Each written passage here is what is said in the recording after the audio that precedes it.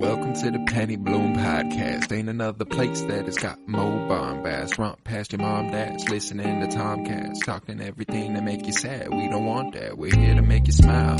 Put your mind at ease. Peace, love, and bloom, and always praise Keanu Reeves. This what we about. This some weeding now. We'll talk until we can't no more, and then we peacing out. Alright, let's go. Penny Bloom Podcast. It's the Penny Bloom Podcast. Penny Bloom Podcast. It's the Penny Bloom Podcast. Penny Bloom Podcast. Penny Bloom Podcast. Hello, everybody, and welcome in to the Penny Bloom Podcast. You are back for the comic book journey through film, and this week has brought us to 1998's Blade. Today, I am joined by several folks. I got Joseph George. What's up, buddy? Oh, what up, what up? Always a pleasure to be here. Oh, and it is always a pleasure to have you. We're joined again by Tavarus Pennington. What's up, homie? Yo, we back. We back.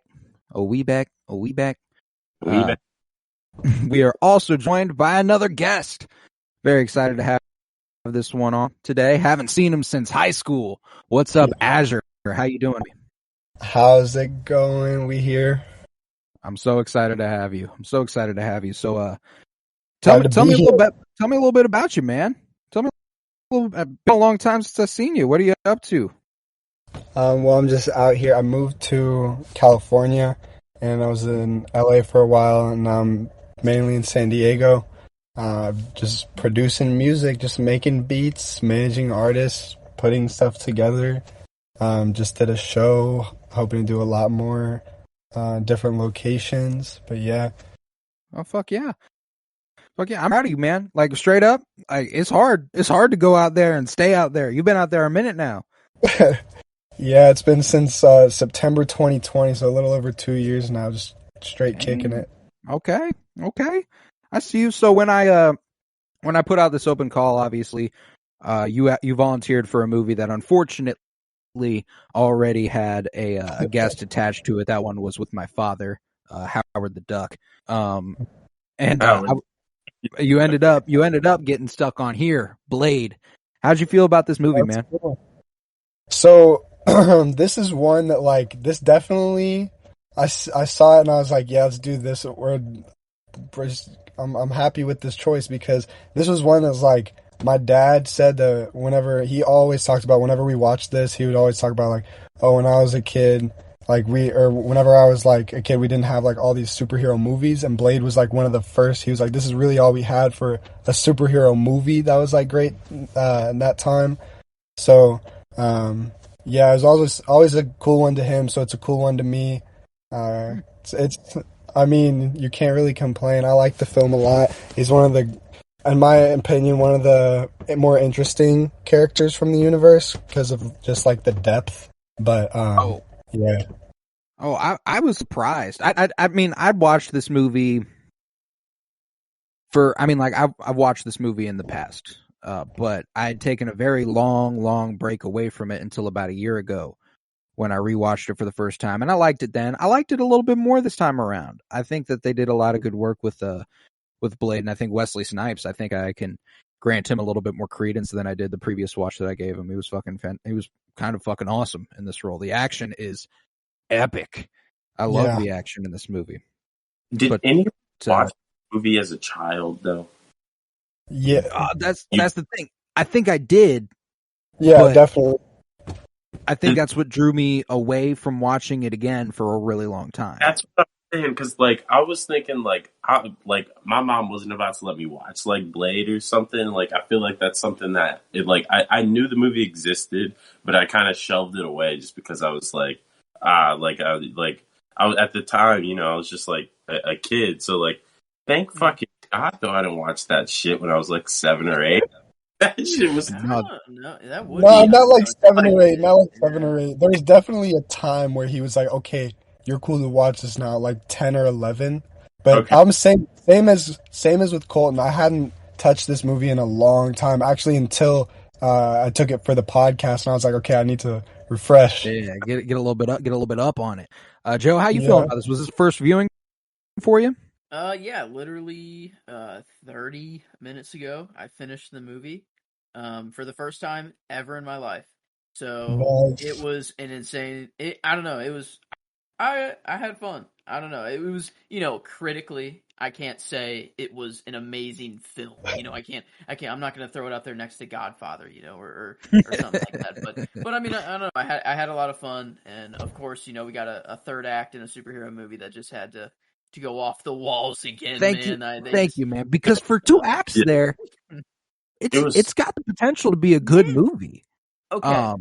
And a funny thing that I realized, because I've watched these movies way out of order, and I can't believe that I'm even bringing this movie up.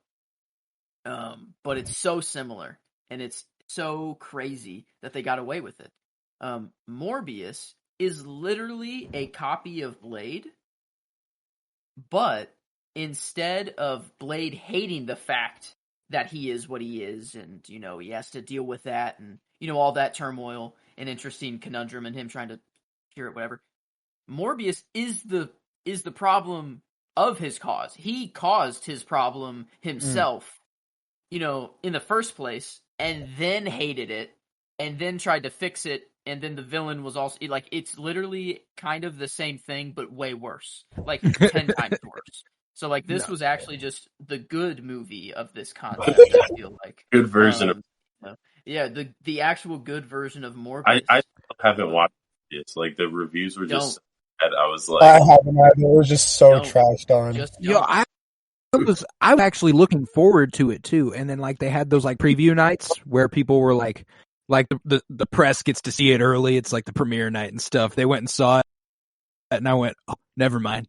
Oh, okay, that's That's insane. I'm the Disappointing. only one here that's seen Morbius. That's actually nuts. Yeah, and Oh, I wait. will not be watching it. I will not be watching it until it comes up in this project. Let's get a reunite. A whole Yes, the reunion vampire duology. because you'll be the only that's crazy. I have not like heard of many people that haven't seen it. That are in like at least that have seen other like Marvel movies and stuff like that.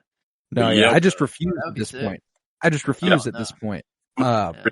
But to speak to what you were saying about the like third act of this movie kind of falling off the rails, big time.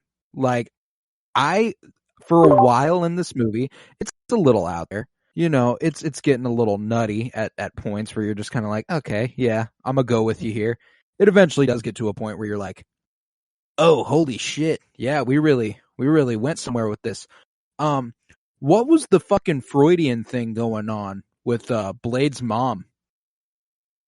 Yeah, why was she so sexual with him? That was really fucking weird. Why? Bro's about to get an Oedipus complex at the film. Right? Yes. I mean, for a minute, I was like, "Is this his mom?" I'm like, "This is his mom." I'm like, "There's no way it's anyone else." And then she literally confirms it herself. I am your mother. She even says to him, "You wouldn't hurt your mother," and she continues to be like and the sexual twist after that. The twist was like, I liked the twist, like the whole like, oh, you always wanted to find the vampire who turned your mom. It was me. I thought that was like a fun little like classic. Okay, duh. Of course, that ended up being what they went with for this movie. Your vampire dad. Yeah. Like in a way. Yeah. Which, I don't know. I think what they were trying to do is just show how much being a vampire changes someone. Yeah. Can like absolutely ruin a person. All I'm saying is I understand him, bro. Like, I would be pissed. I would be cheesed. I would be so cheesed if I found out that, like, the whole reason that I was a vampire and hated my life was because my mom, who's been the one keeping me in the dark about it, chose to make a half vampire. Like, that was her decision, and I would definitely be cheesed and I'd definitely have some built up animosity as well. And then she just leaves completely. I didn't even think about that until now. She just like dipped.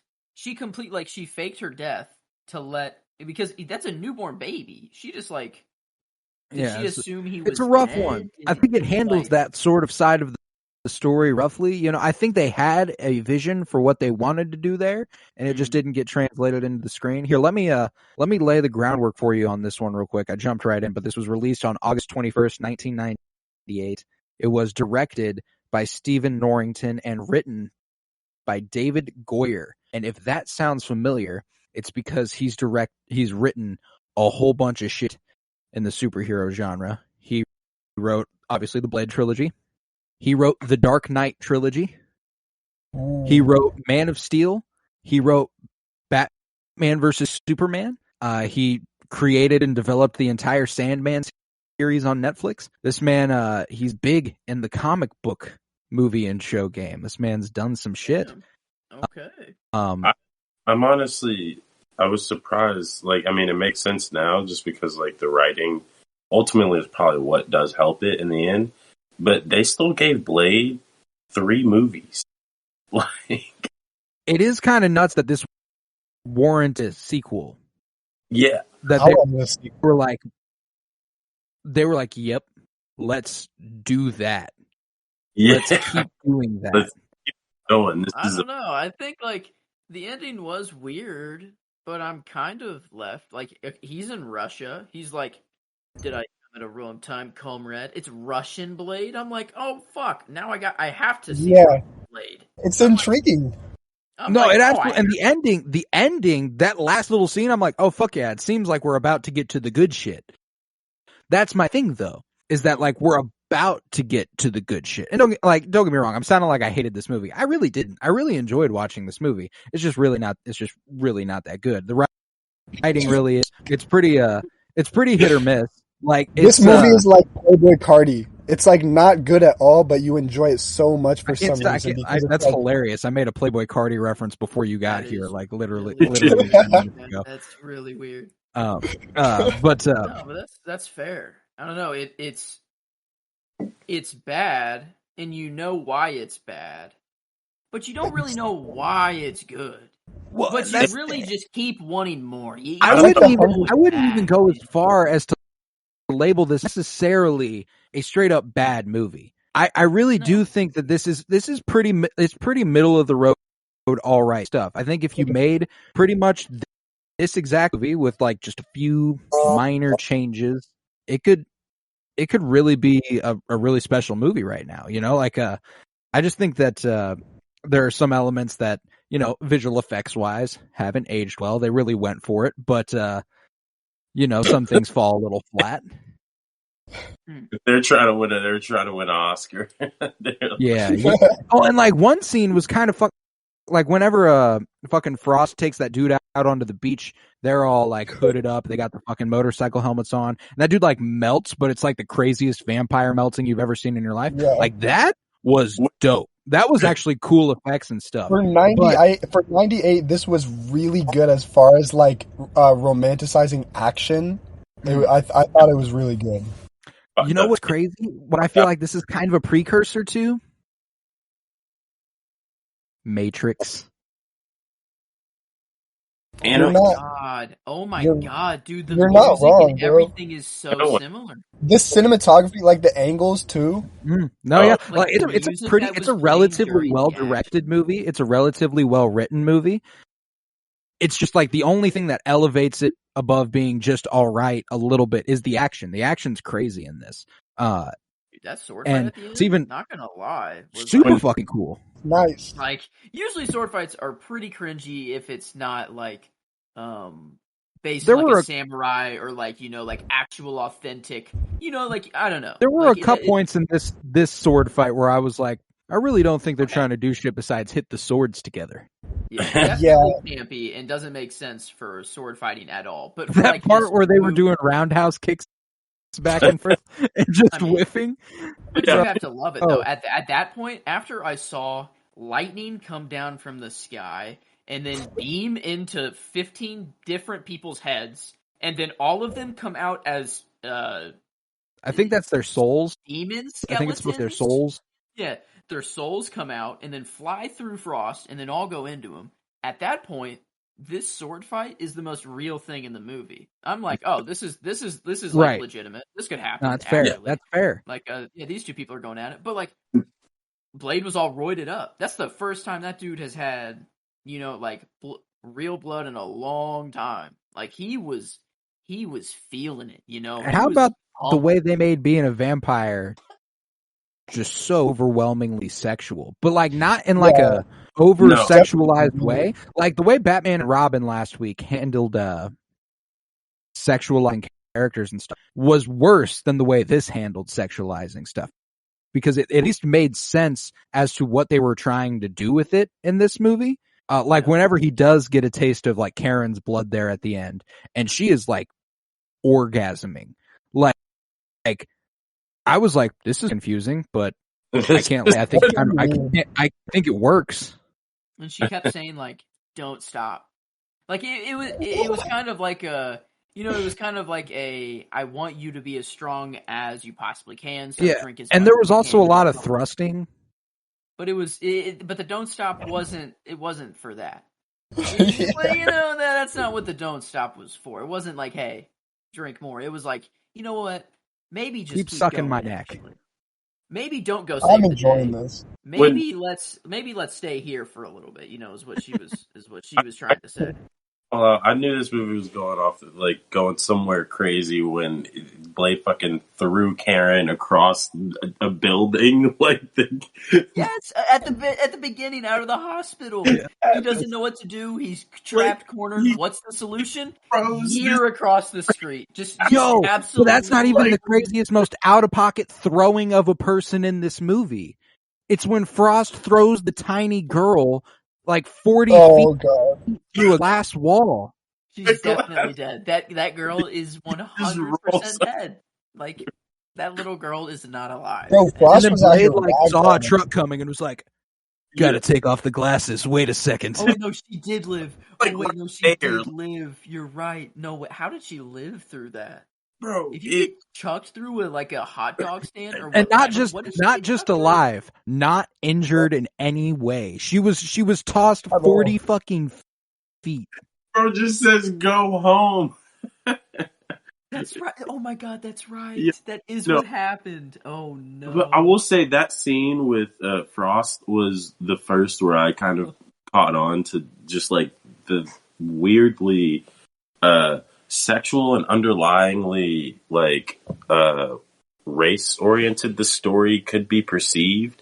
You reread this movie through the lens of race, in a lot of ways you're seeing someone who has this this like cleaved off history that is foreign to them, that they're continually discovering, along with these powers that people can't they're perceived as having these powers that other people can't have, although it's not necessarily a strength to them. So it's like there's this weird, I don't know, like racial reading to the entire plot, which is, I mean, Frost got very blunt with it at one point. He was when he was like, "You're like you people will not be around much longer." Like, and there's also the part where like they're. It was literally right before he chucked the little girl. He was like, "These people are cattle. They're nothing. We are the next race. The next, like that." I think it was actually right there that he said that. There was levels to it, right? Because his people are essentially racist towards him because he's not a pureblood, and he's just the next level. The whole Harry Potter aspect of like the, what do they call it? Magra. The Muggle. Oh, yeah, the freaking blood god, dude. I was wondering what the blood god was going to look like, because I'm like, when he got sliced in half and that blood just went nope. I was like, okay, yeah, that one was just like the one that was just a little too far out the bottom for me. I was like, that's where like he blew up and like puffed up and like popped. Like, yeah, I could see that. Some motherfuckers want to try and ice skate uphill, like I loved that shit. Kicked the fucking needle right at him. That was badass. And when he blew up, dope. But when he got sliced in half and that fucking weird blood thing happened, I was like, yeah, now see your ambitions were just a bit too big here. Yeah. I mean, we do have the blood god involved. We did just have a ritual. that was the most insane thing I've seen on, in a movie in quite a while. So I don't know. It was it was out there. I'm not trying to defend it full stop because it definitely needs to be talked about. And I don't know. It was So, crazy. are any of you familiar with Underworld? Yeah. I feel like, and I mean, I actually haven't seen the Underworld movies in it's got to be at least 10 years. But I feel like those movies deviated a little too far into lore at times, and this movie kind of struggles from that as well. Hmm. In terms of what it is, like a comic book movie, like it's just like. Yeah, they did do a lot with like typically they just focus on, I see exactly what you're saying. Typically they just kind of focus on the character and their internal struggles and like the storyline, but this went way deep into like the past of the vampire history and all that shit. Just trying to figure out what Blade is. The weird code thing that he was running the program through the whole fucking time for like half the movie, and then it was like, just what I suspected. I need on Blade. The screen? It's blood? Yeah, what was on the screen? What was that supposed to represent? Like the I think cylinder thing? That the it was mechanism. the ritual? Like I think it was like the mechanism with which they used to conduct the ritual. In retrospect, because at the time I had no idea what the fuck I was looking at. Ritual, basically. Now, Yeah. I guess that makes sense now. The whole time I was looking at it, I'm like, "What the fuck is this? Like a bank heist?" I'm like, "Are they planning to rob a bank? Is this some safe somewhere in the world?" I'm like, "What the fuck is this on the screen?" But that makes sense. See, and that's what's funny when like they did too much exposition and also not enough. Yeah. Like, there were things they were explaining to me that I simply did not need to know, and things that I had no idea what were going on, and they need to tell me. Yeah. And it's like, let's decide a little bit here. But like, I do want to rein it back into like specifically the character of Blade, because this was a really, really awesome like adaptation of a character. It's one of our first examples of taking a character that's existed in comics and completely and utterly revamping him going forward. This is pretty much brand new Blade after this. So this Blade's not even technically a vampire until a year after this movie came out in comics. So he only vampire in comics because of this movie, essentially. Yeah, he used to just be a vampire hunter. He didn't have any of the abilities that vampires did. He didn't use a sword. He used little daggers. And then this movie was like, we got to make this shit awesome. And that's why his aesthetic is so incredibly 90s, is because this is Blade's origin. This is just what he's looked like ever since. He actually didn't become a vampire in comics until a year later when he was bitten by Morbius. And what the fuck? No. Yeah. No. Ain't no fucking way. Yep. I wonder if they could have taken it that route. Joseph's dying right now. No, man. Popped up in Blade. Jesus Christ. Of course. He's seen it. He knows how bad it actually is. It's so bad. It's unbelievable that is the character. The character hasn't always been bad though. This movie just really fucked it up. You're right. Beforehand, this was before that came out, so it was by a good 20 years. Yeah, okay, you're right. I got to get my mind. They had no idea that it was in 20 years' time, 23 years' time, it would be Morbin time. It would be Morbin. It's what a time it was, man. I don't know, but back on to what is actually cool was his aesthetic, his fit, the look. Guns, everything. His glasses. That's my favorite shot. Oh, my favorite shot of the entire movie. Yeah. Are you declaring that? Yeah, I'm declaring it right now. I have to. I already have all of mine in. And that one is for sure my favorite shot of the movie. I mean, it was. It was like he slices the dude's head off. Right, he kills the guy that took his glasses, whatever guy, like henchman that guy was. And then that fucking guy. He was the dude who got charged to a fucking crisp at the beginning of the movie. Yes. Quinn. His name is Quinn in the movie. Yeah. Donald Logue. But what's crazy is that I know him, Donald Logue, for Gotham the Gotham series on Netflix. Oh no shit. He's like Jim Gordon's like best friend, like in the police academy in that No show shit. in Batman. Like he's Gordon's friend growing up. He's actually the commissioner at some points, and like he's like a high rank. He's like So like that's all I see this whole time is, and his name's Harvey. It's not Harvey Dent, but just Harvey. Bullock. Yeah, Harvey Harvey Bullock. Bullock? Is that like a known? Yeah. Oh yeah, That's of course. a character. Yeah, that's a Batman of course. character. I guess I should have just said that at the beginning. But yeah, that's like all I saw was him this whole time, and then he is nothing like that. Like this, he's like a hippie, like, man. Man. I'm like, gonna be so naughty.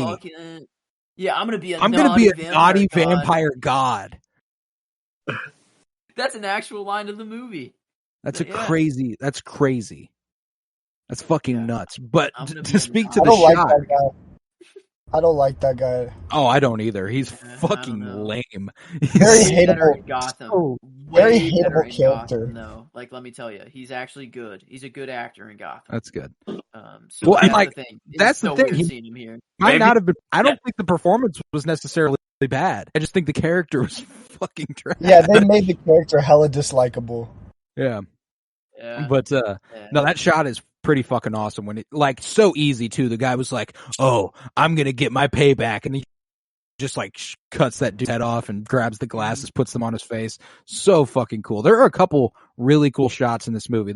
There's a shot at the beginning when he runs into that circular room and like has the vampires trail him, and then he like smiles and shows the fucking like weird blade that he's about to throw through the room. Dude, I fucking love that shot because it's just like that looks straight out of a comic book. I could have It comes like back a to him comic cover too. even. It comes Yeah. back to him too like a fucking boomerang. Peers around And the the way corner. you don't even shotgun see what shot. happens in the room, it just like cuts all the way back to him. Super fucking cool. I love that. Amazing. Progression of the combat literally answers the underlying question. Like, it's just like, what is this dude going to do against all these vampires? Yeah, that's what he's going to do. Yeah. You motherfucker, are you out of your damn mind? Yeah, right. Yeah. Dude, I love this dude. Yeah, My favorite is his showiness with it, bro.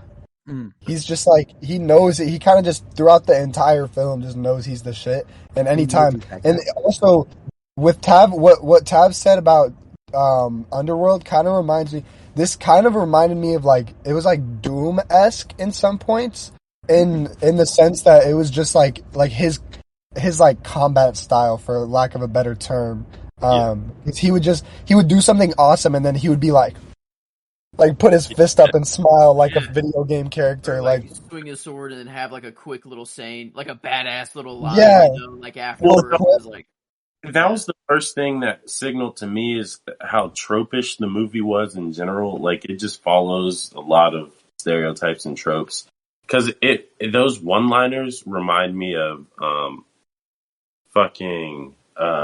shit. I mean, Samuel L. Jackson plays the most modern version of this character. What's the fucking character's name? Do you know who I'm talking about? Nick Fury. No, there's a superhero Nick that Fury? I'm In not DC and Split when he's in the wheelchair. split. Yes, Samuel No. L. Jackson. not split. Or like, but in that universe with those three characters, they have that team up movie. Or like I don't Mr. know, I haven't Glass. seen it. or whatever the fuck.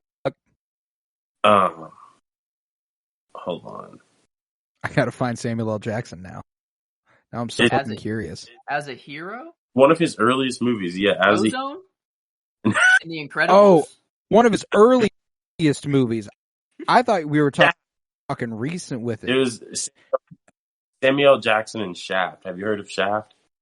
Oh, Yeah, Shaft. Okay, I thought you were talking about a recent movie. No, older. One of his older ones. So Gotcha. I was Shaft is like the touch point, but Shaft is the Samuel L. Jackson's version of Shaft is based on a '70s version of that character under the same name, and it's one of the first interpretations of like a black hero protagonist, and that movie is sexualizations, one-liners, like goofy underworld comedy. Like it's just like it follows a lot of the same tropes that I think this movie tries to tries to grab the viewer with. Like, it doesn't, the blade doesn't lay onto them so much as like something like Shaft did in Wasn't the 70s. Shaft kind of modeled after like the blaxploitation films of the 70s a little bit? Yeah. And that's kind of what this is acting on as well, just in a modern context. Yes, that's completely what it was. Yeah. I get that 100%. Joseph, what are you going crazy about there? Okay, I'm just noticing way too many similarities about the Matrix in this movie, about how like there's one world that you know, and then there's the real world, the underworld, you know, like the blah blah blah, whatever. But, like, this movie walked so that the Matrix could run. Like, for real, the Matrix started filming March 1998. Wow. Literally the same month that this was released. Damn. I don't know. It's kind of weird. Kind of sus. It's kind of weird. I think I don't know. I think legitimately they were like, okay, this was the campy version of it, and the Matrix was like, let's just do this better. Like, let's actually like way cooler. Like, let's take and with this, a bigger, like, better story. Budget, and because that was something else about this movie, that the plot kind of loses itself in this one, where it does seem for a really long time like it's going to be really contained and like really like Blade versus this guy, and they're going to meet at the top, and that's going to be it. But then he's like, what's that? It's like, what was that? Freaking Neo. It's like Neo versus the agent dude. Oh, facts. But like, that's the thing, is that this man, like, I didn't really expect this man to be like a fanatic for his like people. It's so strange that he's basically a fucking vampiric Nazi. Like, yeah. Facts. No, he went Hitler there for a little bit. Yeah, he did. He went a little off the rails. But I guess, like, I don't know. So the thing that I'm curious about is, so Frost he wasn't born a vampire, so he was bitten. Is it ever revealed who bit him? Or like, is that known? I don't like, think so. How Not he became a vampire. So he's just a vampire. Just whatever. He's just like a post, whatever. I don't know. Post-birth vampire. Yeah, whatever. So he's like not a special vampire, you could say. He's just a normal run-of-the-mill vampire. And then Blade's mother was just a human. So, like, I guess if any pregnant woman was bitten, like a 9 or however month, like, or is there actually something special about his genetics in like himself that makes him like special? If there is, they certainly didn't go into it in this movie. I take it that this just happens. No, because comics-wise, he got bit by Morbius. Yeah, and that's just what the fuck. Yeah, well, it's not even the same thing. Okay, based on how the story explains it, what I was thinking was like because he wasn't actually bitten, but he kind of was, that he was like a pure blood, but not. What's interesting is I think they were playing a lot with the idea of, what was that? I don't know. They call him the Chosen One. Yeah. Like, whenever. Well, I think it's just because of his abilities. Not wrong. Yeah. Like, I think it's I guess. because, like, I guess he's literally the only one that exists. He's the only daywalker, and he has all the strengths of a vampire and none of their weaknesses. Frost points that out at one point. So, like, of course, two vampires, they'd be like, "You're that guy." Like, nobody wants to fuck with you, dog. But oh shit. I was going somewhere. It's gone now. But let's go around and do some favorites. Okay. Let's start with favorite character, and let's start with Azure down here. What you feeling with favorite character wise? Easily Blade. It's kind of like, I don't know. younger, I tended to kind of like villains and just kind of side characters more. So I definitely would have originally gone with Frost because he's sick, but also like weird, but also sick. Blade though, for sure, I have to go with Blade just because like he's definitely a spin on a superhero. Like I think that was the first time that I had really, maybe besides like Wolverine, that I had been introduced to an anti-hero that I really, really liked and thought was really cool. And yeah, Blade is just like super sick. Just like I was saying earlier, I just love the way he, like you said, he just smiles, grabs the thing, and like does some cool epic shit, and then afterwards like does some more epic, like just quips a one-liner and like does something cool. Like it's just he's very unique, and it's almost corny, but I love it. It's dope. It's like the best kind of corny. It 100% is. I have to agree wholeheartedly with the decision to make Blade your favorite character. The only there are two people who kind of give him a run for his money, and even then they don't really. Whistler and Karen are the only ones for me who are like, oh yeah, I guess I could see someone going with. I could definitely see someone going with Whistler for sure. Like he was a fun character in this movie. I really liked him. Chris Christopherson had a fun time playing him. If I had to guess so myself, but yeah, it's Blade. It just has to be. In the I remembered where I was going a couple seconds Bring it up. ago, so I'm gonna bring it back around. So we were going on what made Blade so special and stuff, and I wanted to branch that into kind of the real world contextualizations of what they were like alluding to, and the way Karen like talk about vampirism if you're bitten, like it's an STI, like it's a sexually transmitted thing. And the way that Blade his mom was bitten, but because she had the disease, he's born with it. I think it's kind of I think they're kind of playing with that idea of like if a mother has a baby and has HIV, the baby there's a good chance the baby has HIV. I see. But this way they went with it as like vampirism.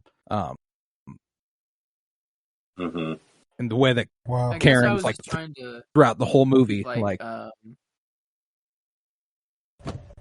guess it's just a crazy coincidence that this even happened. I guess it's that he even lived through this birth was probably like the crazy, like, because I think they did say something about the birth, whether maybe it was the birth that changed his genetics or that his genetics saved him from the birth, or something along the lines. I remember Whistler throwing something about genetics in there whenever he's explaining to Karen what's going on. But I don't know, I guess I was just trying to think if any pregnant woman could just get bitten by a vampire, and then like if the baby lives, are they a daywalker? Is what I'm trying to like get right, at. Right. Is Blade. I'd be willing to bet it's Blade specific. I'd be willing to bet that like if it did happen to more people, it would just kind of be like they'd be like, oh, Blade's the only one who survived that birth and survived long enough to live his life and become a daywalker. So yeah, it probably is some sort of genetic makeup sort of thing, but at the end of the day, he's really bitten by Morbius, and that's all that really matters. And I just can't wait till the day that you guys get to see that movie, and I get to just share the absolute shithole that it is. Like, I need to share it with someone so bad. But yeah, I'm not looking forward to it. It'll be a while. But no. Oh, I am. Tav might just sit that one out of spite. Be like, you know what? Yeah, I'm still not even gonna watch it. Shit, I might just let you. I might let you host this. But for real though, let's get back to favorite character. I agree with Azure down here that Blade is the top one. I'm assuming we're not gonna have much variety in that category. How are you guys feeling? No, I'm right there too. There's no way I could have given it to anyone else. I was thinking maybe Karen for the character, like that would be the one that I would say could give a run for the money of being like, just a doctor at the beginning of the movie, and then gets thrown into some crazy, uh situation, and then she's, slowly dying or, being turned. So she has to find a cure for herself, but also at the same time trying to find a cure for Blade and like fix him. And like I don't know, she had a lot of cool stuff attached to her. But For like, sure. and she was badass. She had a few badass like fighting moments, but like she didn't slice people in half. She didn't like blast people in the face constantly and explode people. And then say super badass things afterwards, and then catch their sunglasses. So she needed to gruesomely murder more people, and and then, but okay, that's not the only reason I'm going with Blade. I mean, also like the other side of his character is just really good. Yeah, like him coming to terms, like him like killing his mother, like I don't know. That was really it was really weird because of how sexual the movie was with him. Release you for whatever reason. But it was really sick to have like that. But that was a nice fulfilling moment. Yeah. Like it's a payoff for what he is as a character, because like he's so staunchly against the vampirism thing. Like there's no good that comes of it. Nobody benefits from it. Like the way Whistler tells Karen, like, hey, if what you're doing doesn't work, I suggest you get a gun.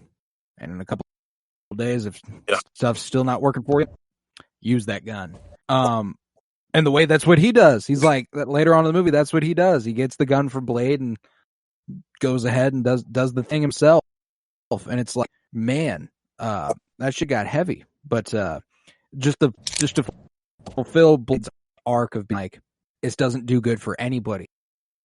The woman he's been trying to get revenge for the whole time gets back and is there again, and he has her there, but he knows he can't do any good for her. So that's just got to be it. She's getting worse and worse all the time, and that's just he releases her. He has to release her. I thought that shit was gas.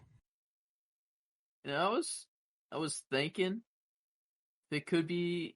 No, I don't know, because I was thinking if it could be my favorite scene, but I can't because of just how the mother acted in the scene. I cannot. Like I can't. It was say more that was my favorite scene in the movie. Pudding. Like there was an element of the scene that actively made me go, man, why didn't they do that?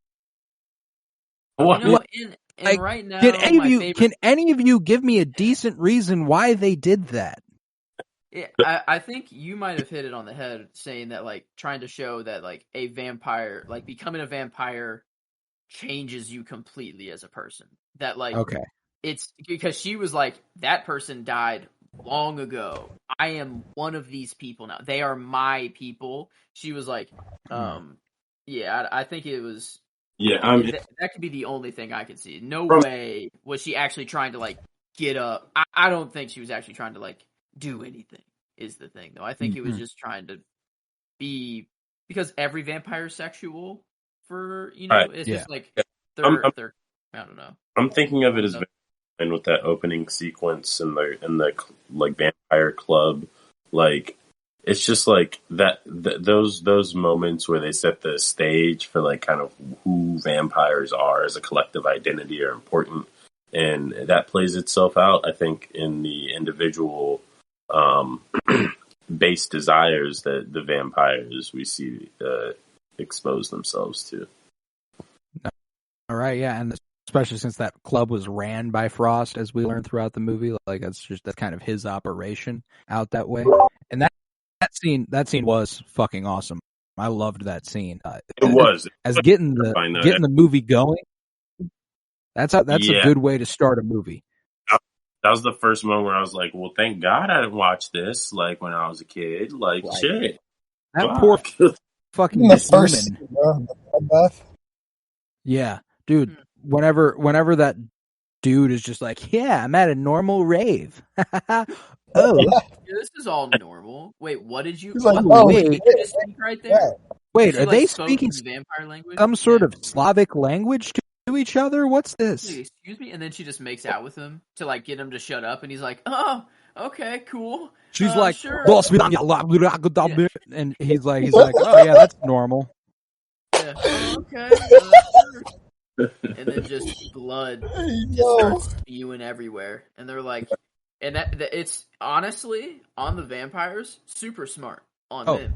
Rave where everyone's screaming and going crazy, you can't hear the actual screams of people dying and being blood sucked. You know, it's like, and you're just taking all people. Genius. I've read this scenario in a book before, and I've read a few vampire books. So I couldn't tell you which, but I've certainly read that scenario. So it's a common thing amongst the vampire world. Then it seems actually makes sense. You know, have you guys watched Wednesday, the big hit series on Netflix lately? Not yet, man. There is a scene, hearing about it everywhere, though. I need. There's a scene at a school dance where they like rain down what appears to be blood, and Wednesday like gets it and licks it, and is like, they couldn't even spring for real blood. So that's the kind of comedy you're getting into with that show.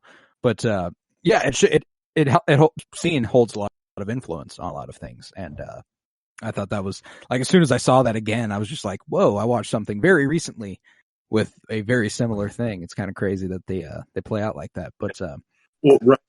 Shows you that like those people who are hosting and or willingly attending that event are like, they're corrupt. It's showing you that visually through images. 100%. But are we all in agreement for favorite character that it has to be so with Blade? I think so. Yeah. All right. And I mean, I'm there for performance as well. Yeah, I'm pretty close. You're not there though? I think Wesley's fairly certain. Oh, okay. Engine that makes the train go. I could see an argument for Frost's performance. That was one that I was kind of like, maybe it give it a run for its money. It wouldn't win. It's Wesley Snipes all the way, but like I think it's like Steven Dorff or something like that. Is the actor for? Yep. Yeah, he's like, he has to do a lot of heavy lifting in the scenes he's in. Like, I do believe him in the role he's in. Like, this could, like, the villain could have been terrible. The villain wasn't terrible in this movie. Like, that's one thing we've looked at across a lot of our comic book movies and gone, well, that ruined this movie. I can confidently say that's not the case here. You know, I think it goes a little off the rails there at the end, but for 2.5 acts, this guy's a really, really culling villain for the most part, and a very, very cool foil to Blade. And I think that with a lesser actor, it could have gone really bad. Yeah. Sunblock, dude. Whenever he's absolutely caked up in sunblock and just comes out. I think your mascara is running. Oh, man. But yeah, no, I think Wesley Snipes, he just wins both performance and character here, which I think should make sense. Like, if it is a solo like hero movie called Blade, and it is an introduction. It is an introductory, to the character. It should be. This should happen. Like it should be both. Like, I think Karen's the best character in Blade. Like, come on now. No, it's just right. Blade. Like, that's the Johnny, movies that. how you feeling? Performance-wise, on board with Wesley Snipes. I'm trying to find my chapstick right now. Tav got me with a reminder. Yo, see, I got mine right here. Watermelon chapstick. Oh, man, since I've been fruity, hey, I know, but I don't care. It tastes so good, and that's all I care about. It reminds me to put it on. So right, you're like, I want to taste some watermelon. Mine is peach, apricot, guava. Damn, I just took my vitamins, bro. It's fucking routine time, I guess. a lot of flavors going on right now. Mango butter in this bitch. Mango butter. Fuck yeah. Okay. Okay. We got this lychee fruit jelly bullshit. I don't even know what this is. That's some California shit right there is what that is. I love it. right now. What's up? How much is gas? How much are gas prices out You do not want to know, my boy. there? Straight up. If I go outside right now, it's gonna say 625 on there. You. Man, that's crazy. We did below 3 out here just recently. 98. I sold my car so long ago. Yeah. I walk everywhere. I take the bus and trolley. Like, you have to, bro. Like this is it. Like it's No gonna be public transportation. Yeah, they got $150. Hopefully the gas prices haven't shot up in the next 4 months. But because that'd be bad, aging wise. Oh, yeah. But nevertheless, no. let's get, because you never know. Not Gas yet, prices yeah. could be really bad Stay here in about 4 intact, months. world, Yeah. please. Yeah. Yeah, no, but Azure, I'm you gonna feeling on board with that performance? Nod. Yeah, definitely. I had to go with Blade for the main character, and there's just so many things that I love about the character that the actor did so well.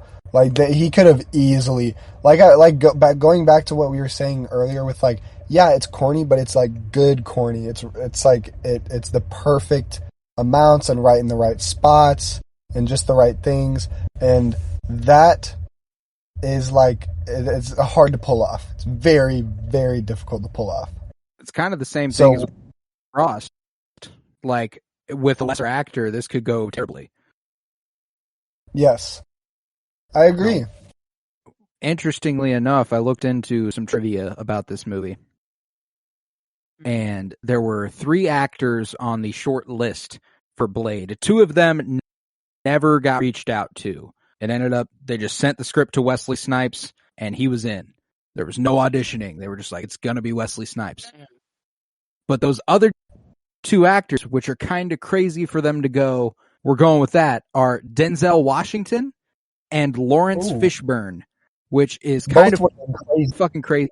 And another Lawrence Matrix Fishburne? connection. The Matrix, dude. Whoa. It's all connected. He basically goes on to play his own version of Blade with Morpheus. That's messed up. Literally the glasses. The glasses, the sword. Dude, what the fuck? There's a character messed named up. Trinity. Oh, The 3rd movie's called Trinity. So what you're telling me is that Blade is actually... wait, The Matrix is a trilogy, no? It is. Just like Blade. Well, I guess technically there's 4 Just movies now. Like Blade. Oh yeah, it is 4 now. Oh yeah, that's right. Well, Blade's about to be 4 too. Yes, it is. Mahershala Ali. They need to find that fucking director, man. Okay, I'm gonna throw. It's only at 5 letters. As of the recording is December 6th. If they found another director, that'd be awesome. My top 1 choice for who I want to see direct a Blade movie. I have like top 3. The top 1 is Rick Famuyiwa. He was the director of a couple of episodes of The Mandalorian. He did the episode titled The Prisoner, where Mando breaks a bunch of people out of a Republic prison. That's a great episode with Bill Burr in it. Yeah, and the part where like Mando's moving around in the background where it's like flashing red and like he just kind of like pops up in random place. Like, man, he could do some Blade shit there. My other 2 are Michael Giacchino after Werewolf by Night and Sam Raimi, because Sam Raimi fucks with this type of thing. I don't know about. I'd much prefer Rick Famuyiwa. Jordan Peele. Peele would be fucking killer. Yeah. I'm on board. That's He will never do a superhero movie. He wouldn't. He will never. Yeah, no way. You can't have a character with a legacy. Like he's gotta build that shit from scratch. Like, yeah, he can build his own universe. Yeah, honestly, you can't restrict Jordan Peele. That's not good. Yeah. If he's restricted in any way, I'd rather not see it. Well, no, I'm lying. If his name's attached to anything, I'm going to see it actually. So, that's a lie. But yeah, no. It would be cool to see one written by Josh Whedon. Josh Whedon. Bro, just because I like to act, bro. That's what I like about it, bro. I want to see that. I want to see a A corny superhero Blade with lots of action. And even more sex. No. Even more with Joss Whedon, dude. It would be too much. It would, I don't know. Okay, I retract my statement, maybe. That'd be a horny movie. No cap. Nah. Yeah, fuck Joss Whedon until the day I die. But scene wise, favorite scene wise, where are we sitting with this movie? Let's start with Azure. Do you have one off the top? Oh yeah, off rip, the death of Frost. That shit is awesome as hell. Are you serious? He literally. Okay, I don't want to just like sit here and break down the whole scene like I was about to, because that would be crazy for a podcast. But that time whenever he just like, he throws all the serums at him, and then he just like freaking does a crazy back kick and kicks the last one directly into his forehead, and then not like to mention the line he delivers right before it. He's like, some motherfucker's always trying to ice skate uphill, and then Yo, like, oh. The accuracy he practiced it. Did he practice that, or is that just him? Is that just him? He's literally him. He's Blade just like that. Is him. He's like, Blade is him.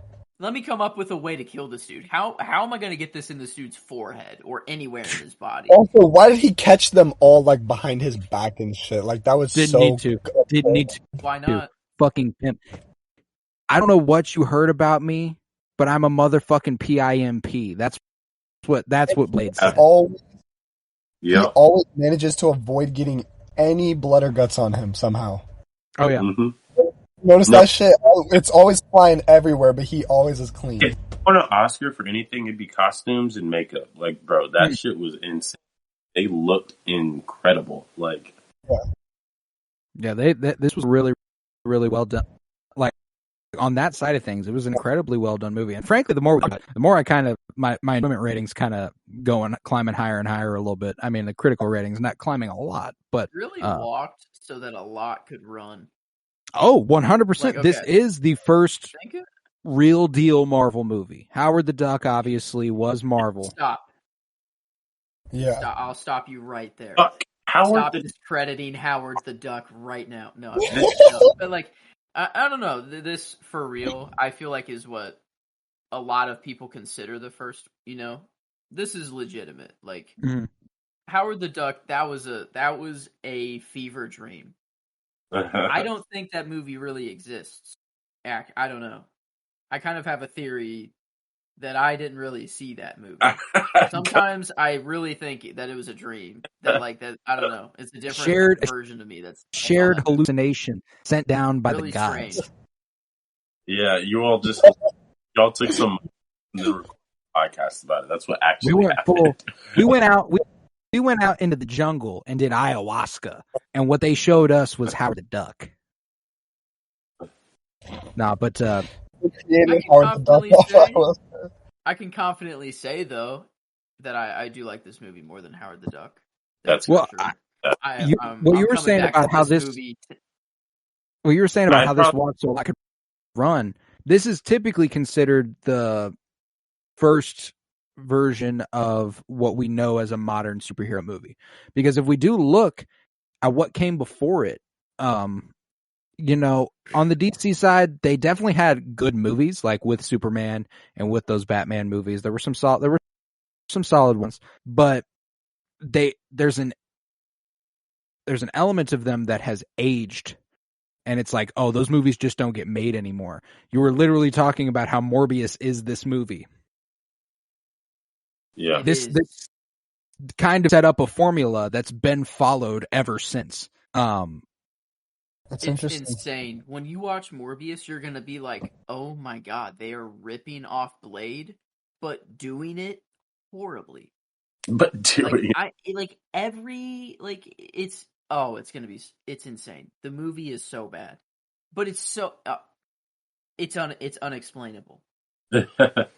Sometimes you're watching it, you don't even realize that like 40 minutes went by. But like it's like watching paint dry. So like you think that you've been there for 3 hours, but like 40, it's so weird. I don't understand how the movie works. This movie actually went by really quickly. Like I was for 2 hours. I mean, what was it? I think it was it 2 was hours. Total. under an hour and 49, but it was. Oh, okay. I feel like 2 that hours. It was 2 hours. For real? Well, I mean, Maybe that was. I think it's including credits maybe. and stuff. But. Maybe Oh. maybe I'm just thinking about the Hulu. What was ever at the bottom of like the total time. But, the time of the movie felt pretty. I mean, it used maybe like 15 less minutes, 10 minutes less, but like I feel like it was pretty on point. Yeah, Google says 2 hours, for the runtime. So wow, I mean it didn't really feel that long at all. Like I was never bored in the movie. That's for sure. I was never like Wait, what? But Joe, since you got it ready for us, what's your favorite scene in the movie? Mine is I think I'm going with it still, but because I said that I was thinking of replacing it with killing his mother, but I couldn't because of how horny it was, and then I'm like, okay, now my favorite scene that I had in here was whenever he drinks Karen's blood to like refuel him up and get him all ready to go, and then now I'm thinking back to it, and it's like even going more from horny. Yeah, I was like going from a different kind of horny to a little bit. I mean, a better horny for being for real. Yeah, but it was kind of the implication, though, is the reason why I chose it. It was like it's like he was so close to death. You know, all of his blood was drained, and he's like on the brink of death. There and were it's like slits and wrists too. That was hard to see. God, just dripping. Yeah. And it's like he's like, I need serum, and then Karen's like, no, just suck me. I know what you need. Yeah, it's like, and she's totally okay with it. Oh yeah, she's 100%. Like just suck me. Just by the visuals and audio of the movie can be confirmed. Don't stop. She was says. into that. Don't stop. She says. Yeah. See, that's what was crazy about it too. Is I thought he was getting like carried away. And then she says, "Don't stop," and I was like, "Oh, okay, never mind. Okay, cool. Yeah, now I get it. I see." Crazy question. Since I've ever seen it. Crazy question, but I think could be true. I think Blade could be nutting too. When you think about it, this is first time he was at the brink of death, and now he's feeling on top of the world. He was Thanos when he got the 6th Infinity Stone, bro.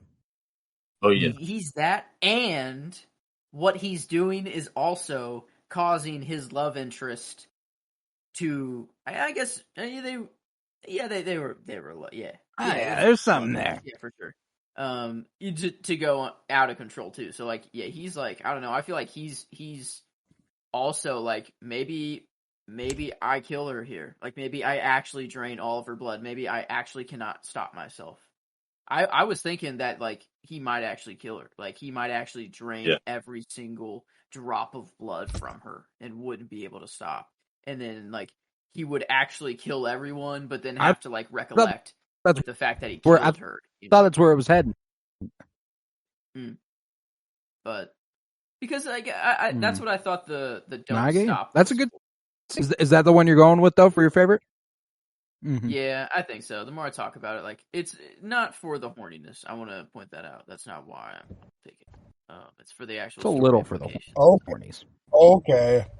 It's like 50%. It's like 7. It's like 90% for the horniness. You can't be a rapper. It's like 80-20, 85-15, 95-5. Yeah, you know how it goes. But Tav, what about you? Favorite scene? Honestly, when Frost kills the fucking police officer guy, like of all the deaths in the movie, like that honestly, like I mean maybe besides Frost himself, but like even still, I was like, fuck this cop, dude. Like, like I don't know what it was. But it's just something was rubbing me the wrong way. I was like, bro really wants to become a vampire that bad? And like Frost just like good choice. Like honestly. Like that's what fucking That's what fucking Edward should have did to Bella. Damn, Right. I was just thinking about Edward and Bella. Yeah, like that was some yeah. And because you think about it, what happened with Edward and Bella is kind of what happens with Blade and Karen, right? But like it's weird both times. So this is a pattern now, right? Like it's we. Well, then for my favorite scene, I do believe I'm gonna go with them killing Dragonetti on the beach. That shit was nuts. Nuts. I thought that shit was really cool. Let's see. What was that dude's name? What was the character's name? That was just like a one. Whoa, Dragonetti. Dragonetti. Super fucking cool. Dragonetti on. No, I loved that sequence and the way like it kind of set up Frost as a villain really well too, just showing how fucking demented and evil this dude was. They rip his fucking fangs out. They let him burn there. They put on the fucking biker helmets. Biker suits. Yeah, the whole biker fit. The like covered from neck to toe so that sunlight doesn't get him, and also the sunlight or sunblock that they have on. Too. It's like I don't know. It's really funny. It's like they're trying to be badass, and like the really weird shot when it zooms out, and they're like, "Yeah!" After he blows up, like they like literally someone like throws their arms up in the air, like, "Yay!" Like, I am an NPC. It's like the fucking Koopa Troopas. Yeah. You know? And it's like a Sims. Yeah, like what a Sim like would do after, I don't know, like a little celebration. I don't know what, for the smallest thing. I fucking loved it though. I fucking loved it. Let's do favorite shot now. I got a few options in the tank, but we're going to start with Azure as usual. What are you feeling for your favorite shot here? So, like, as in, like, favorite on film, screen single moment. That guy. Okay, if you could take a fucking freeze frame out of this movie. Super again with the I don't know. Literally, I am a super anti-corny person. Like, I hate Russ, but like. I love it in this movie so much. So back to that, I really like the scene, and I think we were talking about this scene earlier, but whenever Blade, like, he grabs the little dual friggin' scythe looking thing, and he like smiles and he has it next to his head, tosses it, like either the moment where he's like holding it smiling, honestly, or like it's super corny, but whenever he throws it, it slices through 3 dudes and they all just literally like split in half and their bodies are just like in half and then they fall to the ground and there's blood everywhere. Right. That no, dude, that's a hard ass shot. Technically, I do think the shot where like he holds it up, throws it, and catches it is all technically one shot. Okay, then definitely that. The fucking boomerang blade shot, yeah. Is that what that's called? Yep. What do you call that thing? I'd call it a boomerang blade. I think that was good. Boomerang blade. That was pretty good. That felt official. I don't know. Let's go. So let's go. Boomerang blade triple kill. I feel that's a pretty fair name. I feel that's what I'm going with for my favorite shot. Yeah. Okay. There we go. The whole movie, back to the Doom shit, it kind of is like a video game, low key. Right. I don't know. Doom, Matrix. It's like levels. Basically, it's like if Doom and the Matrix had a baby. Yeah, what was Doom? 201? Like, was Doom? Doom's old. Doom's like old. Oh, okay. Like, Doom has to be older than that. Like the first one, yeah. Like, let's see. 1993. Yeah. Okay. So, comics? Oh, I didn't know it started out as comics. Or maybe comics? No, 1996. Never mind. There you go. But wait. Doom started as a video game, yeah? Yeah. It started as a video game in 93, apparently. So a little before this. But yeah, basically, like, Doom I feel like Doom was probably a good inspiration Heavy because it was a influence. it was definitely a popular game back then. Huge game. Wait, DUNE or DOOM? Doom, DOOM. Okay. Yeah. Yeah. But no, that's a good shot. Doom. I didn't think, and that I think that is all one shot too, which is even cooler. That it's like It is. and then like It is. whips back to him. Yeah. Mm-hmm. For dope. Yeah. Makes me rethink mine For sure. of him just But catching. Joe, how about you? Favorite shot? Yeah. Oh yeah. Mine was just catching his sunglasses after slicing what was his name? Quinn's head off. Cuz I don't know, it was funny cuz that was the guy that like he always sliced the hands off or the arms off. And then he's like, I got 2 good arms back. I'm gonna pay you back with I don't know which one I'm gonna use to kill you, you know, and then just instantly gets offed. And then like I'm like, ooh, I'm already, you know, I'm kind of like reacting to like him killing him. I'm like, ooh, I'm getting into it, you know. I'm like out loud actually like okay, and then he catches the glasses, and then I'm like actually like I'm like okay, you know. I'm like I don't know that it's like. It's hype. It was hype. It was definitely a hype part of the movie, you know. Yeah, definitely.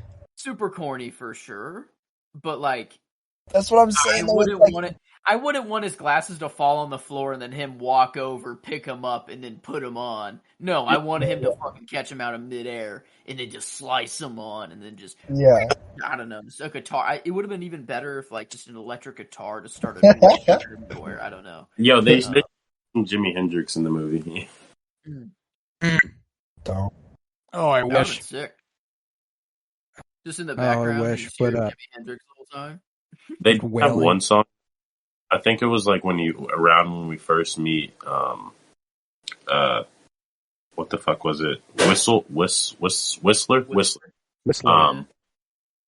I think it was the first time we meet Whistler. The song that's playing is a good. It was a recognizable song. I can't remember the name of it though.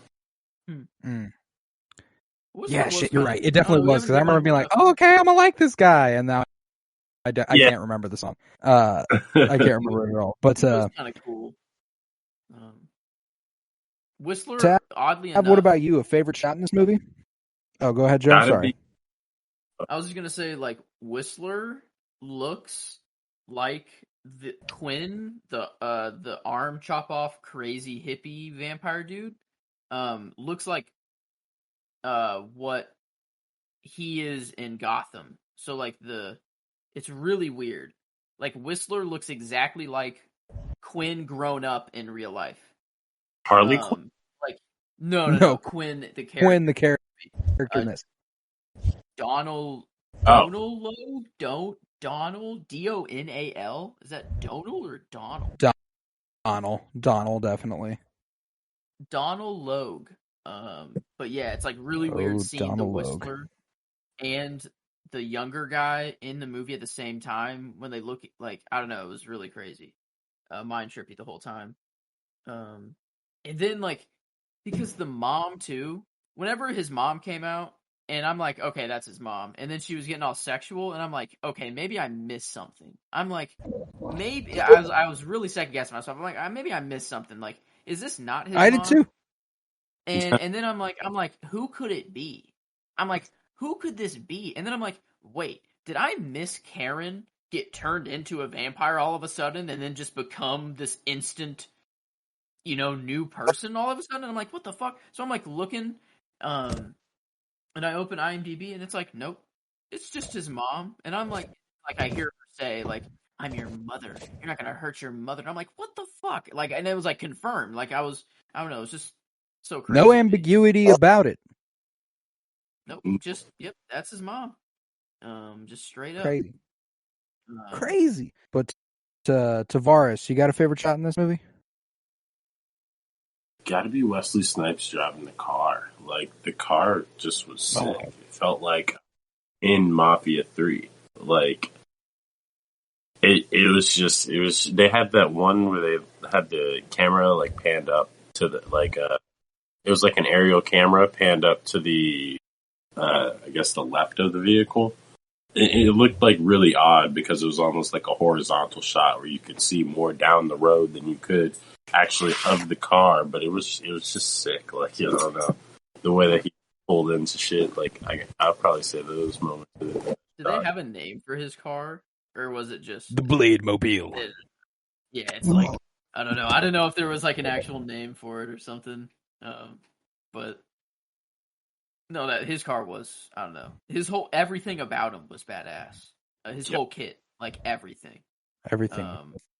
And yeah, they weren't cool about to give about him like a Toyota Camry or something. You know, like they weren't. Blade wasn't about No. to drive in Ford Fusion down the road.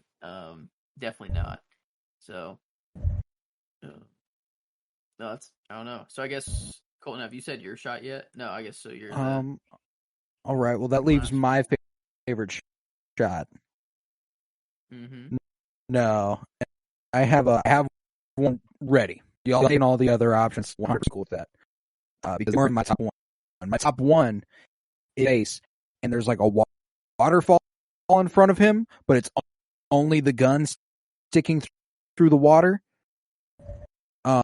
And he's like distorted by a waterfall that's between them. It looked so fucking cool, and I liked that shot much. And it was just very, very. I missed that final fight thing.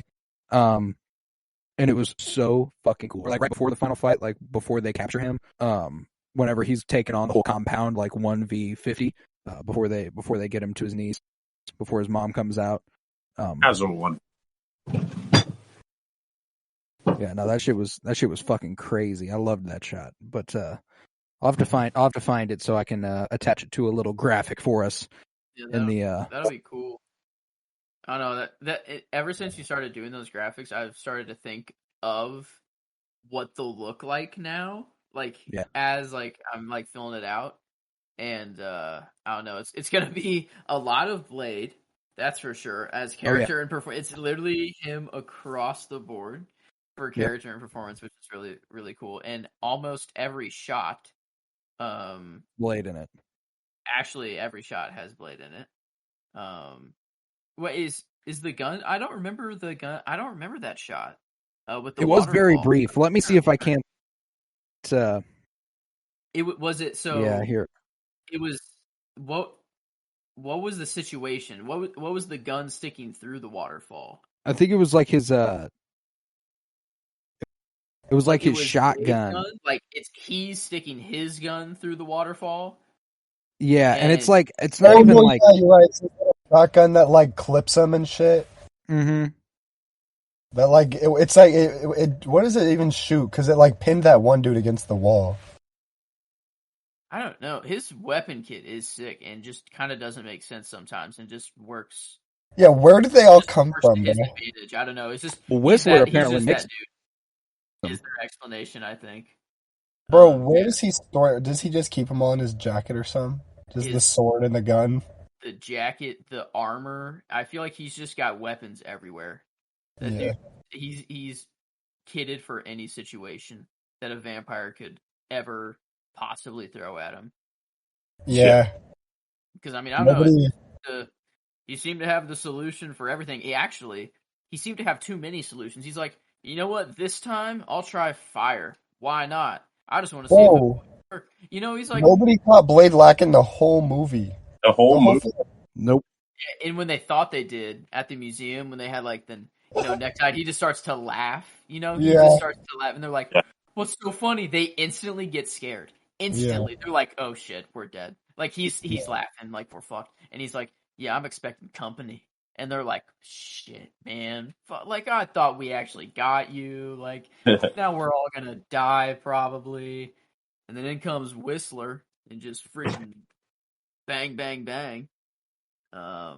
Man. But. Yeah, I can't find the shot anywhere online. But I have found the environment in which the shot takes place. And I'm like, okay, so I'm not crazy. There was a little bit of like a fountain in their complex that he sticks the gun through, and like I'll find it on the fucking movie and just take a picture of it on my fucking phone if I have to, because this shit was pimp. But I absolutely love it. Like in the movie, was it like early or middle? Or it's right before. It's it's right before his mom comes out. Like he's taking on complex like 1v50, and his like Frost is like, how the fuck is he getting through everybody? He's one goddamn guy. Take him alive. Like I'm not asking for too much, and he's just bitching everybody on his way there. Yeah, I'm pretty sure that's when it is. I might be tripping, but I'm fairly certain. To me, because like you think of as for a hero story, especially an origin story, like that there's some kind of talent arc that occurs. Like they grow, they develop some way in their abilities to. This makes for Blake, bro, started out. No, the movie's just sick. Yeah, like he started as that guy. He ended as that guy. He is that guy. He will always be. There is no deviation from the path that is him as that guy. Bro, I knew my rating. This is crazy because I knew my rating at the beginning of this whole thing, and it's just it keeps going up. I'm like, oh, maybe I'll vote. Oh, maybe. Oh, damn! And now I'm like way up there. I'm like, damn! Now I gotta check myself real quick. It's a fun one to talk I'm about. definitely To be sure, it but is. before we get.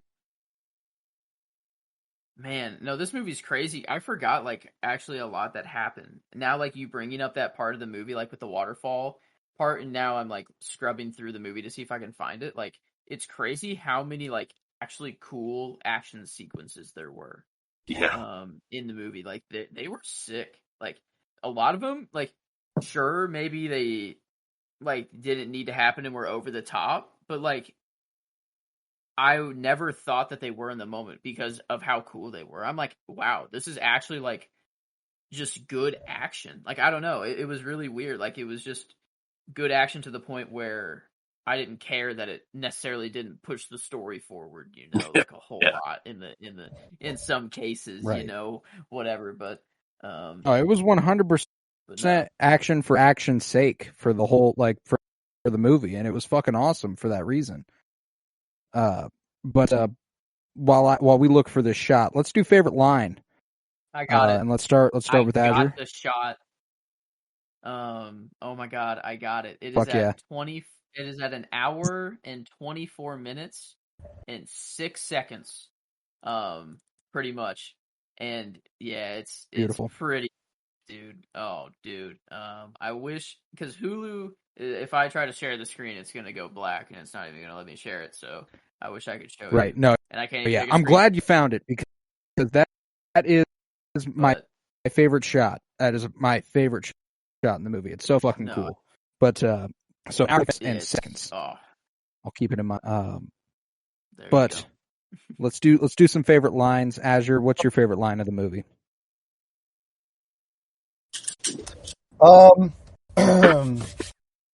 Damn, I gotta remember. There's definitely. I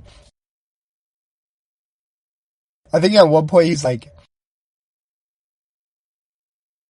oh, there are worse things out tonight than vampires. Like what? Like me. He's sick, bro. Yeah, bro, it's cool. Dude, that line is fucking nuts. If you hadn't taken it, I probably was gonna. Like, that shit was crazy. He's sick, bro. He's that guy.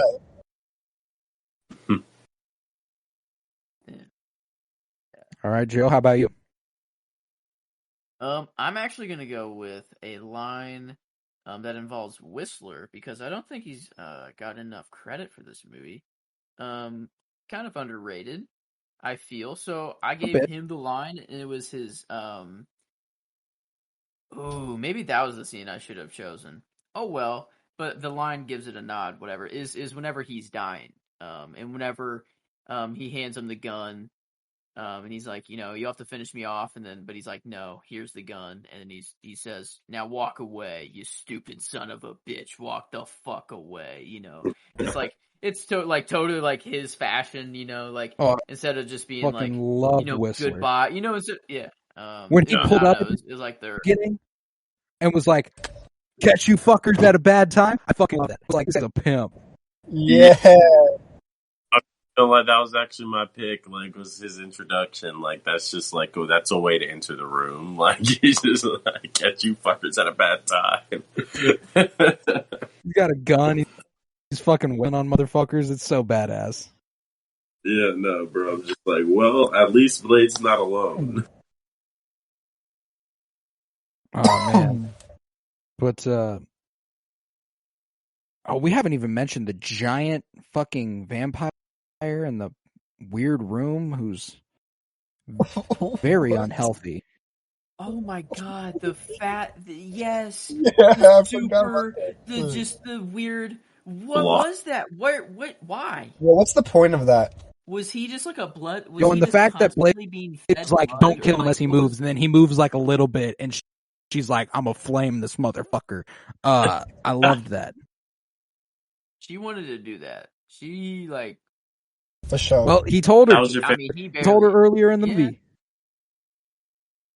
That's true. He told her earlier in the movie, "You better wake up. The world you live in is just a sugar-coated topping. There is another world beneath it, the real world. And if you want to survive it, you better learn to pull the trigger." And the way he like delivered that line, I was like, "Oh, I fucking love this. I fucking Bro, love that's this the guy." red pill, blue pill moment in the Matrix, dude.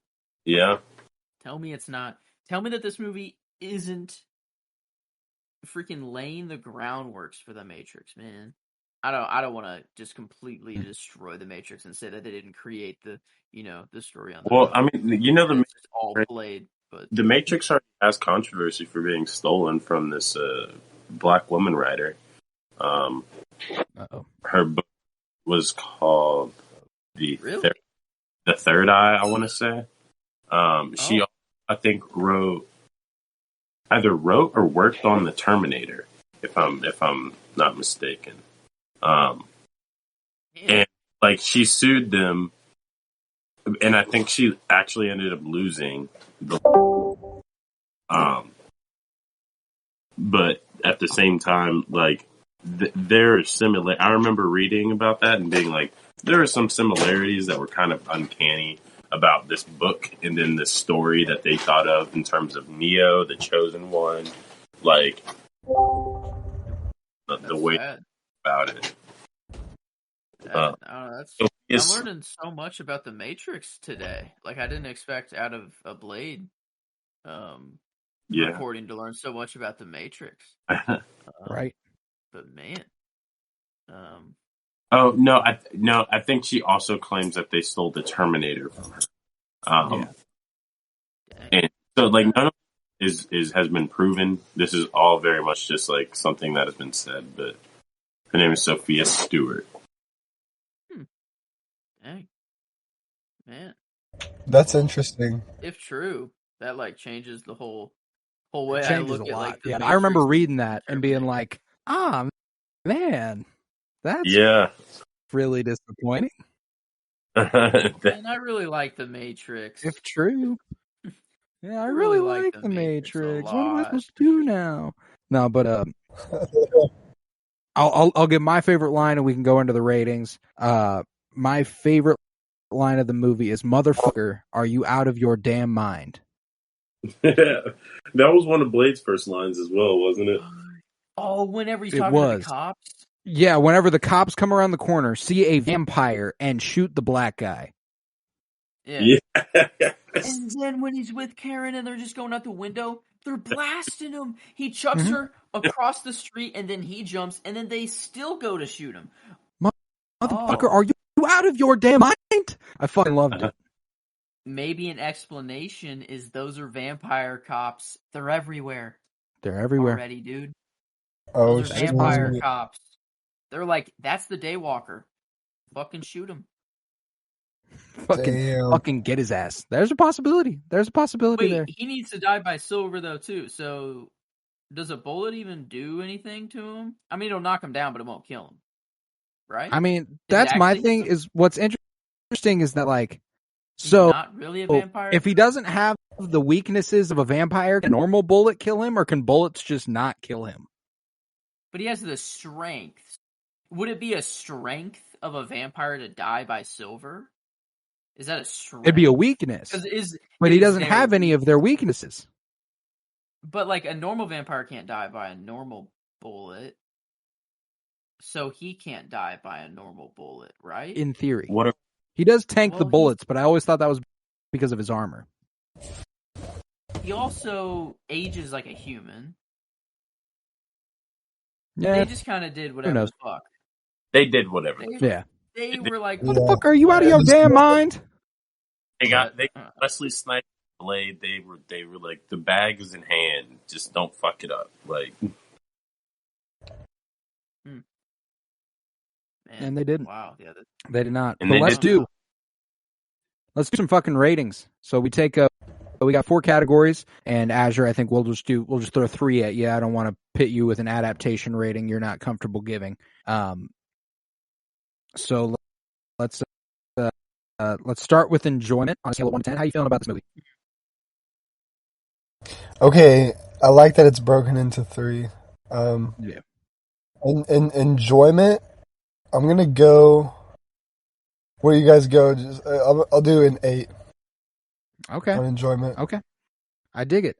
I'm not far off from there. Yeah. I don't know that I'm quite there. I was thinking somewhere in the 7s for me. Like 7.5-ish was about where I was at. I was thinking, like, it's good enough to keep me entertained throughout, but also, if I was tired enough, I could fall asleep. Oh, definitely. Definitely. 100%. I guess 100%.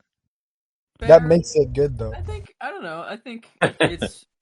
I think 7.5 is about fair. It's like a 75%. You know, I could be in it. Like it's about 75% I'm in it, but yeah, that last 25% is like, yeah, I could put this on to fall asleep, or I could put this on if I want something like really entertaining and some cool action. Yeah. You know, so it's like I don't know. And the I last do think 25% of the movie is kind of where it falls off too. It Yeah. and that's a common mistake ever. It's like, at least you did the legwork and you characters.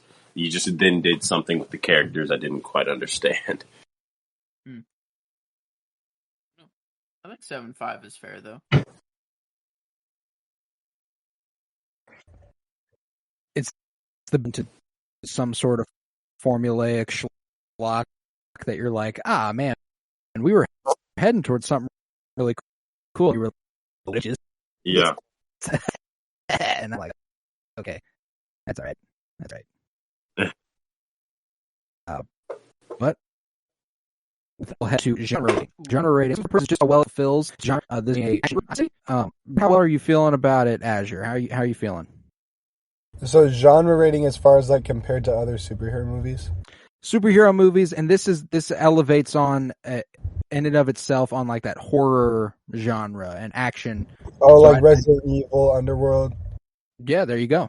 In comparison to those sorts of movies, I'm gonna have to say, originally, like off rip, I'm thinking lower, but due to what it did for future films and due to what we've discussed about how this movie could walk so that a lot could run, I'm gonna have to put this at a 7. I dig it. I'm not far off from there either. That was roughly about what I was thinking. I was actually even thinking about elevating it perhaps a little bit on a 7. Not by a lot, again, not by a lot, but again, somewhere in the 7s, if not a 7 itself. How about you guys, Joe, Tav? I think, because like last week, we gave Batman and Robin a 7.5 for the genre, and that was like, I don't know. I feel like I'm kind of right around the same place. Is like, it was a superhero movie, and they really dove deep into what they were going for. Like in Batman and Robin, they knew what they were going for. Like with all the just crazy, funny, and out there. You framing it like that. You framing it like that makes me almost want to elevate it and maybe even take it all the way up to an 8. I think it might deserve it because like. I'm somewhere. It's not even. Yeah, it's like it's way more serious, but corny. A little corny at times, but like way more serious than Batman and Robin. Right. So like, I think maybe an 8 is fair. I do think that there's a legitimate part of a mold here. It's not like they're doing like a MCU level mold storytelling, but they're doing something that I think has been replicated, which is worthy of respect. Okay. Oh yeah, 8? I feel you. All We right, feeling so the 8 are then? we cool coming down on an 8 for that? So I'm we down. got the inverse right now working for us with Azure here, but how about we'll do adaptation. I don't want to, or I can do adaptation. I didn't really set a lot of boundaries. There aren't any that are really indicative of this being an adaptation of all. This is very, very movie original. But what they do with that originality, rewrote the character. The character is now what he is in this movie instead of what he was before it. Which that's something both movies with the character. I think I Would you go end as up far falling as to say that this is probably around not adapt the character that existed. No, go ahead. I was just gonna say, like, would you go as far as to say that this was like a Batman Mask of the Phantasm rewrite of like like a kind of like how it shaped the character moving forward for Blade? You know, obviously, like Kevin, like not like okay, I'm not putting No, it up it's in to a that completely different way. Like the thing about Batman Mask of Phantasm and what it did for that character is that it took a character that it already had all these elements, and they just elevated what those elements were, and did them so perfectly. This took non-existent elements and applied them to that character. You know what I'm saying? Okay. So like it's like a whole different ball game than Mask of Phantasm. Wherein like I would say, and again I still would say it's quite as good. It's definitely not as adaptation because of that. But what they do with the character is really impressive. Okay. I do end up coming down at around a 6, I think. 6? I think that's fair. Puts it below Howard the Duck. Howard the Duck was at a 7 for adaptation. Well, I mean, Howard the Duck. You know, it's like how far. Better Marvel movie. Howard the Duck. We can confidently say Howard the Duck's a really reliable comic action movie. Did you actually read the comics? Oh yeah, I read a lot of Howard the Duck in anticipation of watching that movie, and it's like freaky comic accuracy comics. Did you go with a flat 6 or was it a 6 something? I'm going flat 6. Okay. All right.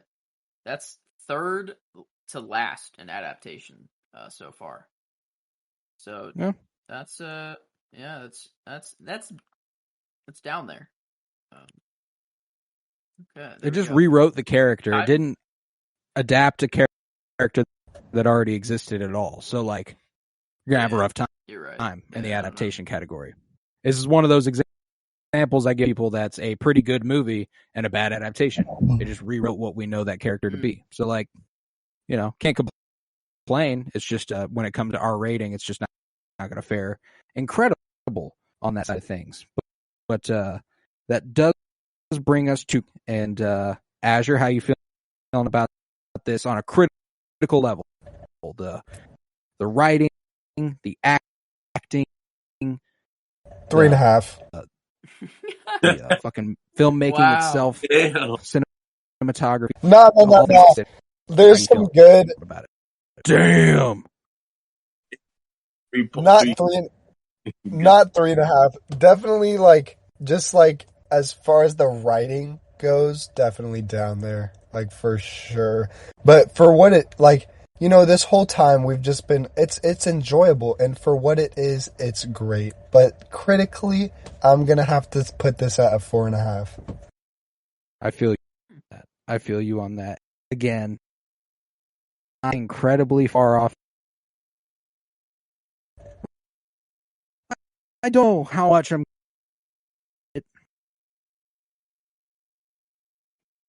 I was sitting. As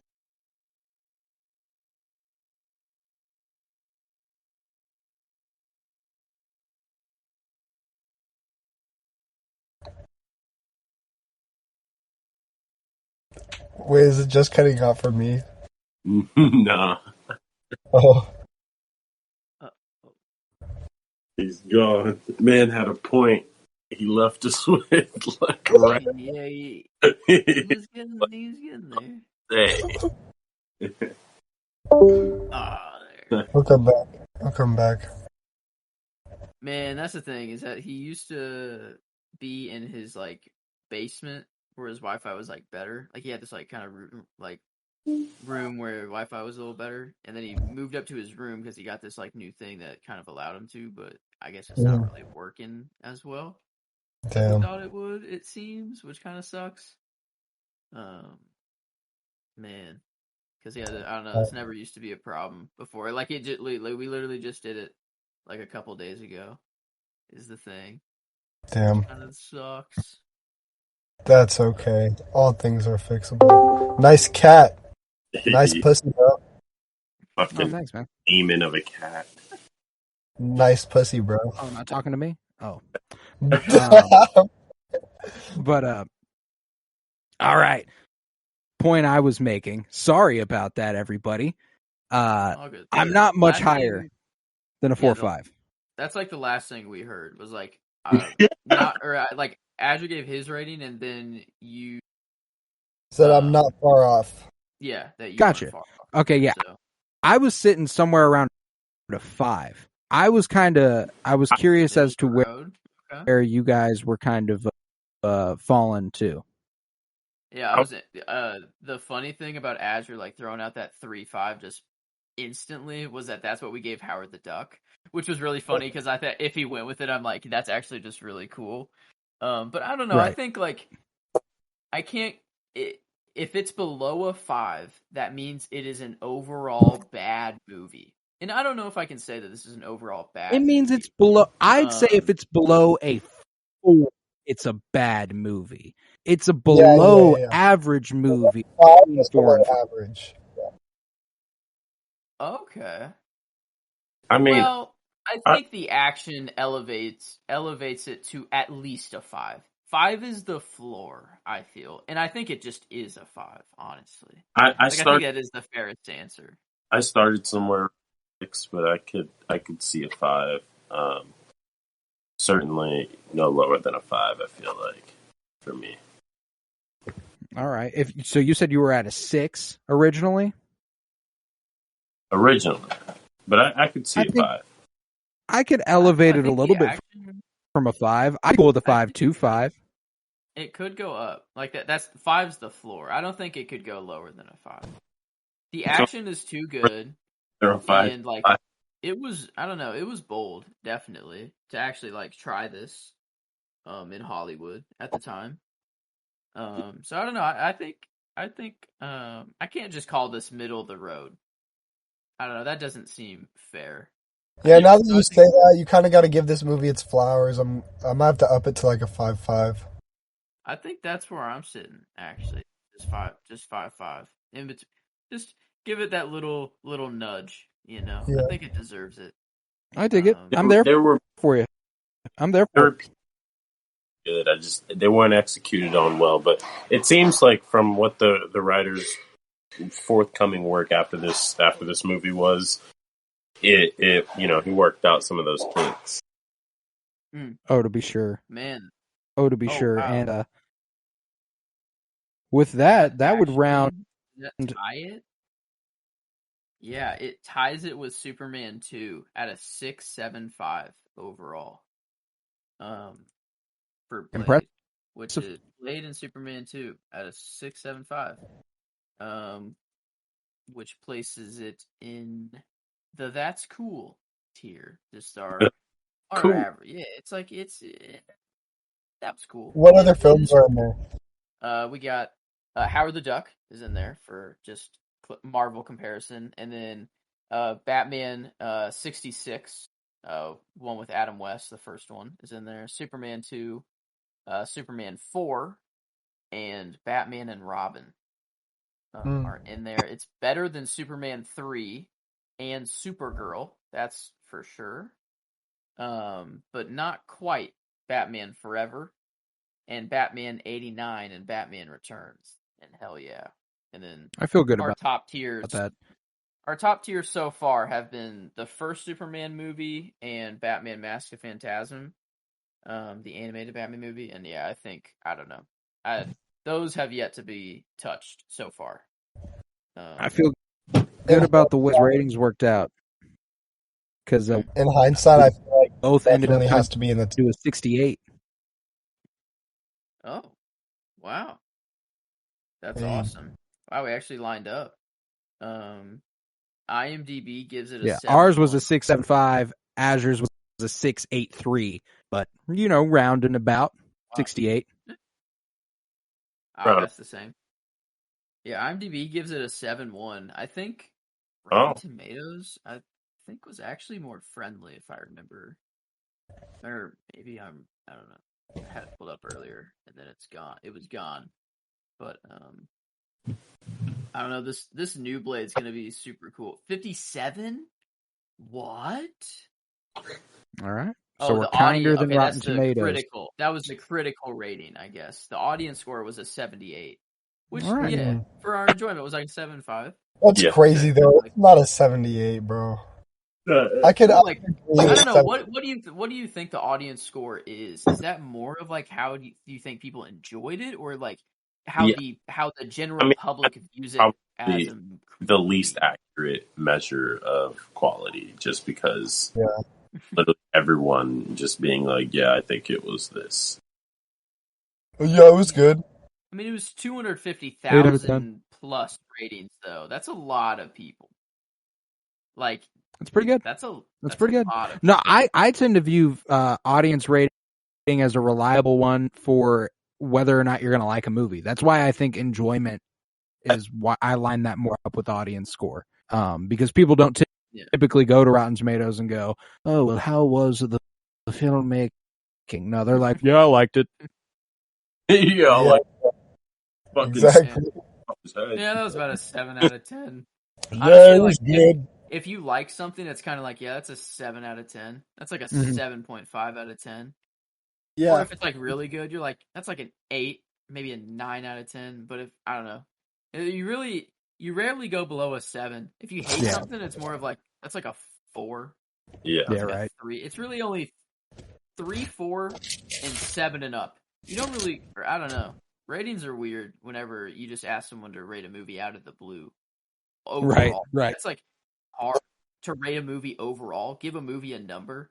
Just overall, instantly. Like, could you arrive Blade at a 6.75 if you were just to think about it on your own, like before giving it? Someone comes up to me on the street. It's like Billy on the street. He's like, "Excuse me. What would you rate Blade out of 10?" And I'm like, I don't know. 6 3/4. Like, I don't know. I don't think anybody off the top of their head's coming to that. I don't know. I don't think I'd give it a 7. I think I'd probably more accurately give it a 6. That's probably what I would think just off the top of my head. But I think it definitely deserves the bump that it got. All right. I dig it. And with that, I think we will conclude this episode of the Penny Bloom podcast. Next week, we got Colin Brain versus the MCU coming on to join us for X-Men 2000. Some friends from across the pond. Very, very excited about that. But in the meantime, if you would, head to Twitter and follow at Penny Bloom Pod. Follow on Instagram at Penny Bloom Pod. 5-star rate and review wherever you are listening. Download the episode, share the episodes. It helps the podcast. Head to patreon.com/PennyBloomPod where you'll find 50 hours of exclusive content. All that money goes back into making sure I can put this podcast on. I appreciate all that I get. We're going to rewatch Game of Thrones, join us. Winter is blooming. Pretty deep into that now. Go ahead and slide over there on Mondays. Really appreciate it. I was Colton Robertson, joined by Joseph. Thank you very much. Oh, thank you for having me. It's always a pleasure to be here. Oh, and it is always a pleasure to have you. I was also joined by Tavarus Pennington. Thank you, buddy. Yo, always a pleasure. Always a pleasure. Ooh, always a pleasure indeed. And thank you very, very, very much, Azure, for joining us for this very special episode of the podcast. Yes, sir. Thank you for having me. Be sure to follow at Save Key. I almost spelled it wrong. At Save KENO at 88 Straight STRAIT and at BMurphXO. And then also me if you want to. RIP Azure. Thank you for having me. That was actually really fun. Oh, fuck yeah, man. Fuck yeah. It was a pleasure to have you. It was a pleasure talking to you after so long without. It was such a fun time. Such a fun time. It was. But with that, remember, peace, love, and bloom. And motherfucker, are you out of your damn mind?